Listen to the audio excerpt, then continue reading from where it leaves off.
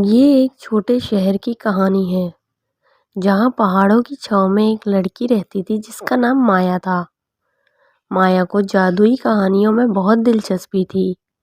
ایک دن دھوپ کی روشنی میں وہ ایک قدیم دکان میں گئی جو کہ گلی کے کونے میں چھپی ہوئی تھی۔ وہاں اس نے ایک عجیب کتاب دیکھی۔ یہ کتاب چمکتی ہوئی چمڑے کی بنائی گئی تھی اور اس میں جادو کی علامات تھیں جو کہ مایا کو جادو کی دنیا میں بلاتی تھیں۔ جب اس نے اس کتاب کو چھوا، اس کی انگوٹھوں میں تھکن محسوس ہوئی اور کتاب کے صفات کھل گئے جو قدیم جادوئی دعاؤں اور رازات سے بھری تھیں۔ کتاب کی خصوصیات نے مایا کو اور متوجہ کیا اور وہ اس کے اندر کی محنت کرتی گئی، جہاں اس نے ہوائی طور پر چیزیں اٹھانے اور دعاؤں کو زندہ کرنے والی چھلوں کو دریافت کیا۔ کتابوں میں ایک دنیا کا نیا راز بھی کھل گیا جس نے مایا کو ایک نیا عالم دکھایا جو اس کے خوابوں سے بھی بہتر تھا۔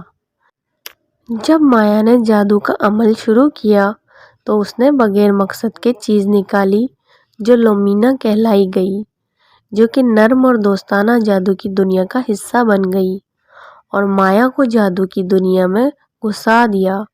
مایا اور لومینا نے جادوئی دنیا کے سفر پر نکلنا شروع کیا، جنگلوں میں گہرائیوں میں جا کر جادوئی مخلوقات کے ساتھ محنت کی اور اس کتاب کے راز کو سمجھا۔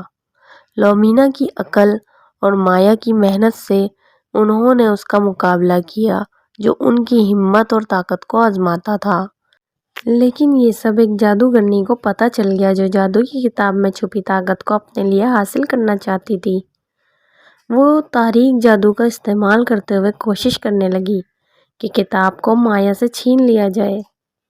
ایک دل دہلا دینے والے مقابلے میں مایا اپنی حاصل کی ہوئی دانائی کی مدد سے لومینا کو اپنا دوست بنایا اور اس نے اس جادوگرنی کو دوست بنا لیا جو کہ جادو کی روشنی کو قبول کرنے کے بجائے اس کی رہنمائی کرنے کو تیار ہو گئی۔ مایا کی مدد سے جادوگرنی نے جادو کا عمل صحیح طریقے سے استعمال کرنا سیکھا اور انہوں نے اس کی مدد سے اپنے شہر کے لوگوں کی بہت مدد کی۔